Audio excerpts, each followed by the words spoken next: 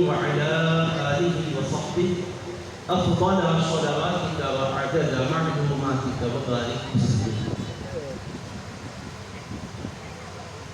نبی ہے حضرت گرو مشائخ حضرت والا حفظہ اللہ اور ان کے شیخ معزز علماء کرام مشائخ کرام اور خاندان حضرت گرو مشائخ مکرم حاضرین و سامعین، اللہ رب العزت کا ارشاد مبارک ہے وَلَا تَتَّبِعِ الْهَوَىٰ فَيُضِلَّكَ عَنْ سَبِيلِ اللَّهِ، اور تم خواہش کی پیروی نہ کرو، وہ تمہیں اللہ کی راہ سے گمراہ کر دے گی.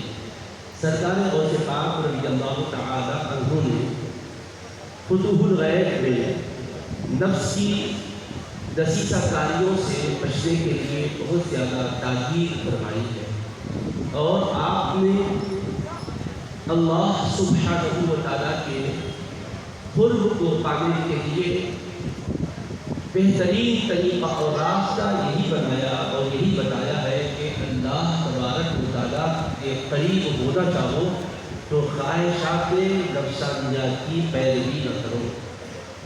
چنانچہ آپ ذکر فرماتے ہیں فالعبادت فوق العبادت کل العبادت فی مخالفت نفسک و ہواک، یعنی مکمل طور پر عبادت، کامل طریقے کی عبادت اسی وقت انجام پاتی ہے جب تم اپنی خواہشات نفسانیات کے پیروکار نہ بنتے، اپنے نفس کی سرکشیوں کے پیچھے نہ چلو اور اپنی خواہش کے غلام بن کر نہ چلو. چنانچہ اللہ پاک کے اس ارشاد کا ذکر بھی فرماتے ہیں کہ اللہ تعالیٰ فرماتا ہے وَلَا تَتَّبِعِ الْهَوَىٰ فَيُضِلَّكَ عَنْ سَبِيلِ اللَّهِ، کہ خواہش کی پیروی نہ کرو وہ تمہیں اللہ کی راہ سے ہٹا دے گی. پھر بیان فرماتے ہیں کہ حضرت بایزید بستامی رحمۃ اللہ تعالیٰ علیہ کو خواب میں تعالیٰ کی بارگاہ سے دیدار کی نعمت نصیب ہوئی تو آپ نے اللہ کی بارگاہ میں سوال کیا کیف الطریق الیک، اے اللہ تیری بارگاہ میں پہنچنے کا راستہ کیا ہے؟ تو حق تعالیٰ نے فرمایا اترک نفسک وتعال، اپنے نفس کو چھوڑ اور میری بارگاہ میں حاضر آ. تو سرکار غریب نواز رضی اللہ کی تعلیم میں بھی یہی ہے جو سلسلے چشتیات کے سردار ہیں. سرکار غوث پاک کی تعلیم میں بھی یہی ہے جو سلسلے قادریہ کے تاجدار ہیں. شاہ نقشبند کی تعلیم میں بھی یہی ہے جو نقشبندی سلسلے کے تاجدار ہیں، اور سلسلے سہروردیہ کی تعلیم میں بھی یہی ہے جو شہاب الدین سہروردی رحمۃ اللہ علیہ کے ذریعے سے پہنچی ہے.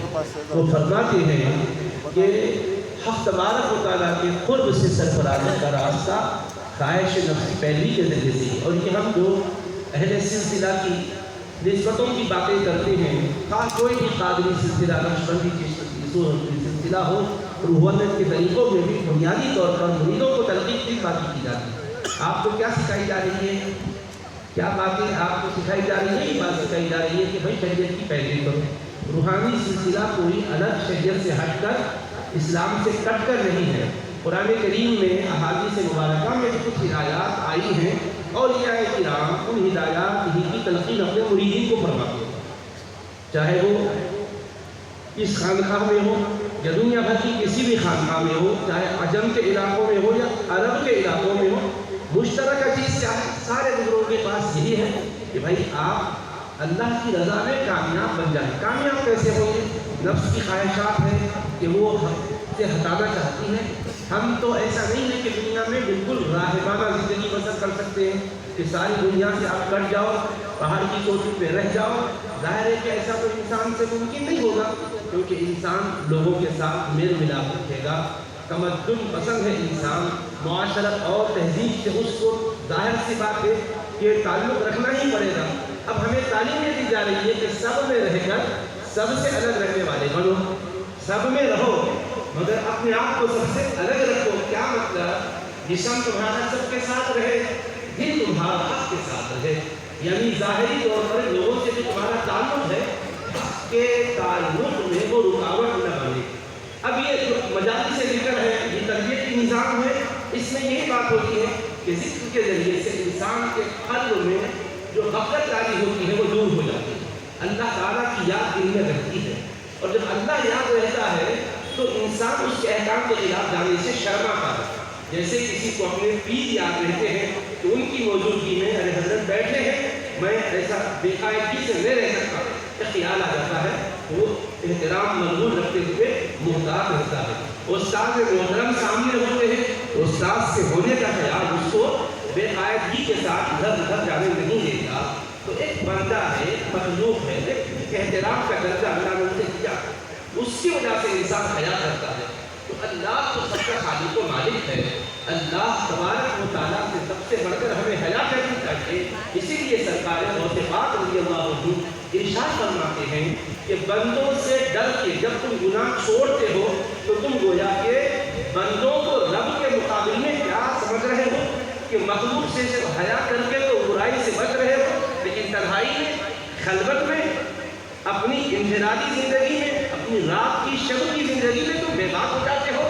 تو گویا اللہ تبارک و تعالیٰ جلال کے عالم میں بندے سے فرماتا ہے بندے مخلوق کو تم نے قدر والی سمجھا ہے اور حق کو تم نے ناقدری کے درجے میں رکھا ہے. یہ تیری کس قدر بے باکی اور گستاخی اور جرم. کتنی گہری بات ہے. عام طور پر کیا کرتے ہیں کسی کے سامنے ہے تو آپ سمجھ جاتے ہیں، اکیلے میں بھی آپ بے قاعدہ ہو جاتے ہیں. یہ عام طور پر ہماری زندگی میں ہو رہا ہے. تو ہمیں ان لوگوں نے یہی سمجھایا ہے اور خاص طور پر غوث پاک رضی اللہ عنہ کہ ہر سلسلے میں پیرانے پیر کا فیض ہے، اس لیے جب ان کا ذکر کرتے ہیں تو سارے سلسلوں کا ذکر ہو جاتا ہے، اس لیے کہ وہ مرکز فیض تمام روحانی سلاسل کے لیے. لہذا حضرت کی تعلیم کا یہ ہمارے سامنے پہلو ہمیشہ پیش نظر رہنا چاہیے تاکہ ہم اپنے بزرگوں کو خوش کر کے اللہ تبارک و تعالیٰ کی مرضی اور اس کے حبیب کی مرضی کو حاصل کرنے میں کامیاب ہو سکے. کوئی بھی بزرگ آپ کو یہ نہیں کہتے کہ صاحب میرے ہاتھ چومو، میں آیا تو کھڑے ہو جاؤ، مجھے نذرانہ اور ہدیہ پیش کر دو، بس تمہاری مریدی کہاں کھڑا ہو گیا. اگر ایسا کوئی سوچ رہا ہے تو وہ غلطی کی سوچ میں ہے، وہ گمراہی کے راستے پر خود بھی ڈالا ہے، دوسروں کو بھی ڈالا ہے. سارے بزرگان بھی یہ کہتے ہیں کہ یہ محبت کے اعتبار سے تمہارا ہدیہ رد نہیں کیا جا رہا ہے، تمہارا خلوص اس کے پیچھے ہے. کسی کا دل توڑنا بھی کسی بزرگ کو اچھا نہیں لگتا، لیکن تعلق اس کی بنیاد پر نہیں ہے. تعلق یہ ہے کہ اپنے قلب میں اللہ کی یاد کو بسایا جائے، حبیب پاک علیہ السلام کی یاد کو بسایا جائے. اس لیے آپ کے پیران کرام بھی آپ سے خوش اسی حالت میں ہوں گے جب آپ اس مشن کو سمجھیں گے اور آپ دلوں کو بادشاہ بنا کر چلیں گے.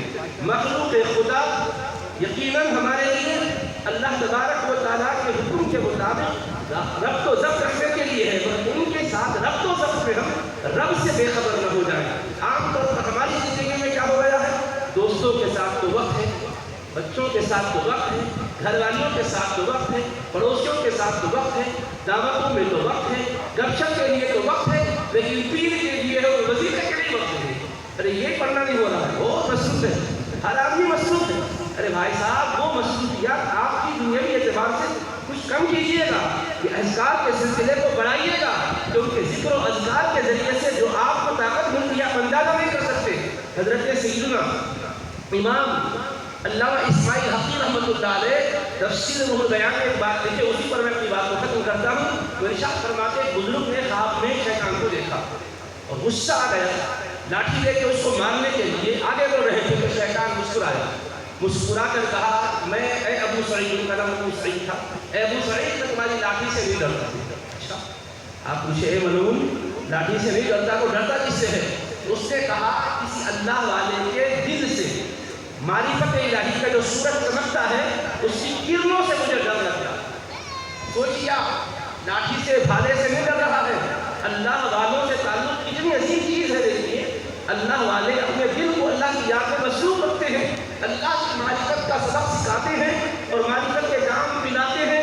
یہ بزرگان دین کی بارگاہوں میں کیا ہوتا ہے، طیبہ سے منگائی جاتی ہے، سینوں میں چھپائی جاتی ہے، توحید کی میں پیالوں سے نہیں آنکھوں سے پلائی جاتی ہے.